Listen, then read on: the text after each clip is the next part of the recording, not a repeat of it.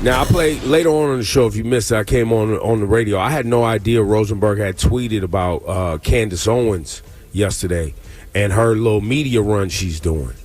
And so it had dawned on me a while ago. I had saw a clip of Candace Owens apologizing on behalf of America to Muslims for the way Muslim people were treated during 9/11.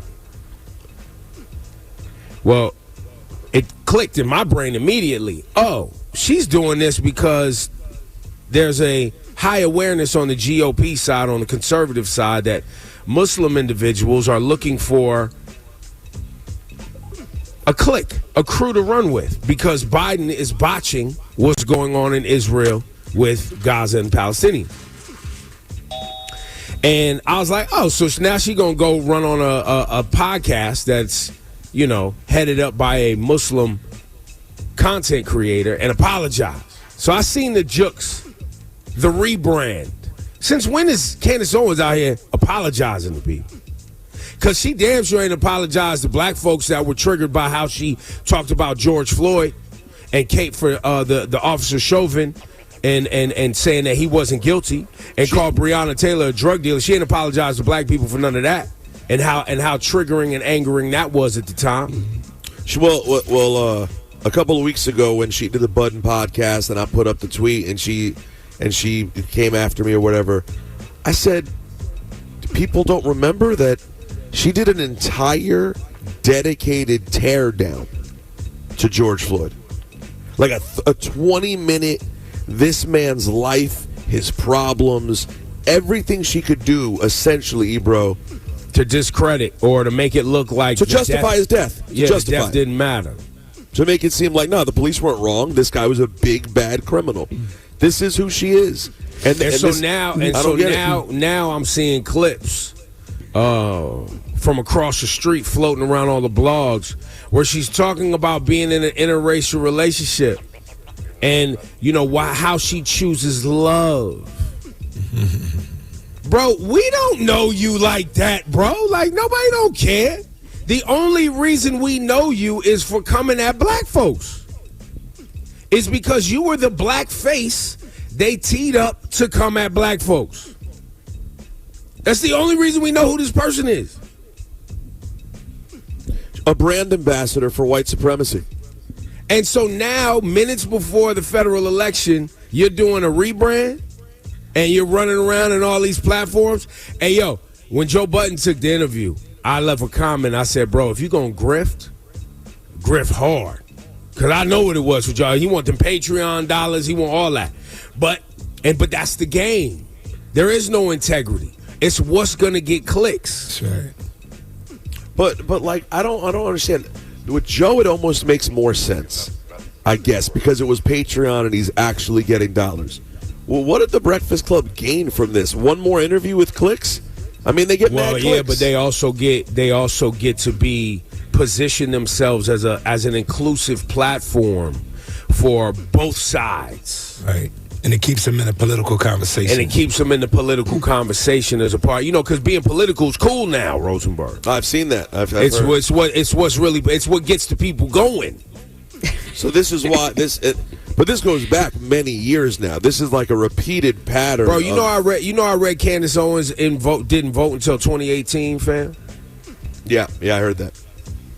But this is now the person who gets to run around. And this is only happening because she's a Republican operative. Y'all, we're clear on that, right? We're clear on the fact that her role is to pull people who are unaware, uninformed, closer to the conservative voting. Which, by the way, I have no problem if you want to vote conservative. I keep telling y'all that. Like, I don't care. I think you're an idiot. I think you're uninformed. I think you're short-sighted. And if you're black, I think you're comfortable cozying up to white supremacy in a way that I'm not comfortable with.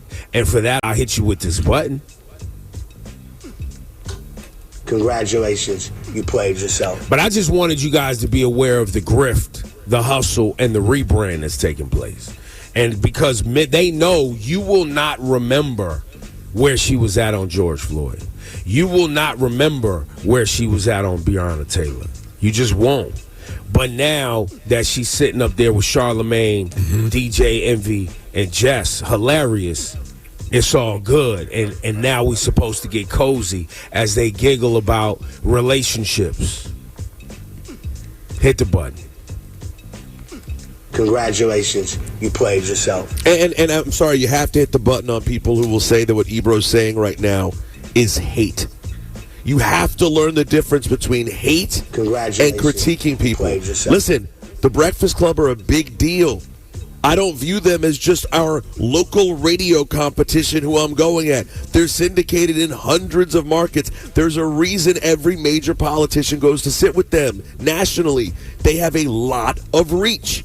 For that, there is no reason we shouldn't be critical when they do terrible things with their platform. Well, but keep in mind, Rosenberg, the reason they have a lot of reach is because they are willing to do this tap dance.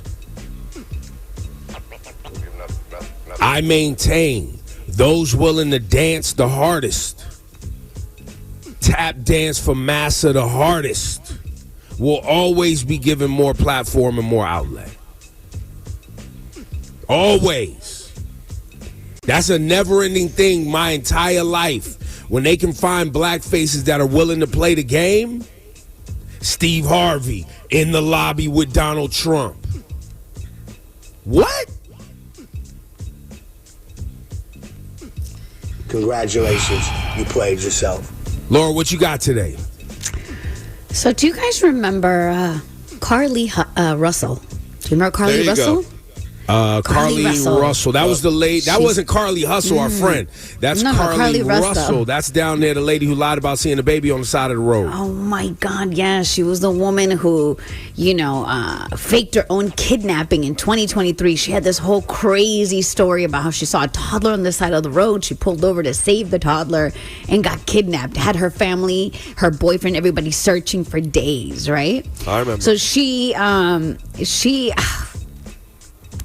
She pleaded guilty to 2 counts of false reporting to law enforcement and false reporting on an incident, but somehow managed to not be sentenced to any jail time. So the judge in the case basically told her it would be a waste of government resources to put you in jail. You already wasted enough. But she's been now placed on supervised probation for 12 months. It has to pay over $17,000 in restitution. But I just give her a follow-up, because when I think about this case and how crazy it was and what she did to her own family, and bruh, congratulations, you played yourself. What was the logic?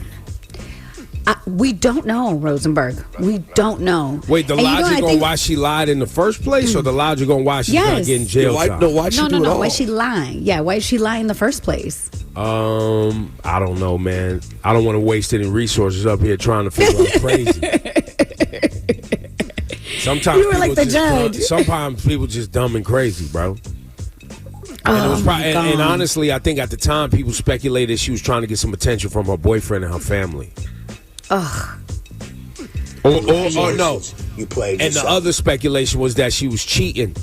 So she was like trying to not get caught, messing with some other dudes. So she made up this whole story. That was so you go that far? I don't know if any of that is true, but that was the speculation at the time. Rosenberg, what you got on the congrats? Well, listen, a lot of people do things you just can't understand. For example, Shohei Ohtani, maybe the most famous player in baseball in the world. Man, what is happening with him and his interpreter is so wild, guys. Wait, now this is just briefly, from what I heard, his interpreter took money out of his bank account, allegedly, and was gambling with that money, and it looked like it was coming from Shohei, which would have been against some Major League Baseball rules, right? It didn't look like it was coming from him. The wire transfer was signed from by him. Yes. Directly to the bookie. Oh. Guys, it's starting to look like it's starting to look like. How is the translator involved? Well, because at first the translator was blamed for everything. Okay. On Wednesday, lawyers for Ohtani said he had been a victim of massive theft. After the interpreter had been asked about why $4.5 million in wire transfers had been sent from Ohtani's bank account to a bookmarking operation. And so the theft allegation came out, right? But then as people dig into it more, it just appears that this is not a theft situation. Guys, the day the story came out, that same day during a game, Ohtani was palling around with the interpreter. Like they were still kikiing that day. Which makes people feel like, are y'all really beefing, or are you just using it as a scapegoat so that you don't get suspended or fined or whatever happens for gambling on baseball? So baseball is sort of being like, we don't know. We'll see what the FBI finds. The report, they're trying to say he found out after the game. But keep in mind, all of this stuff had already happened. This interview had already happened. Yo, guys, it's setting up to be.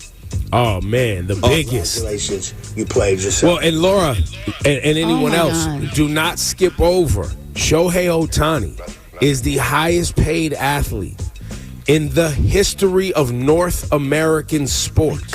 Oh my God. If he fumbles this because of gambling, bruh. Well, and if Major League Baseball fumbles this. Congratulations. There's a man named Pete Rose who's arguably one of the best baseball players in the history of the sport, who can't get into the Hall of Fame because he gambled on baseball.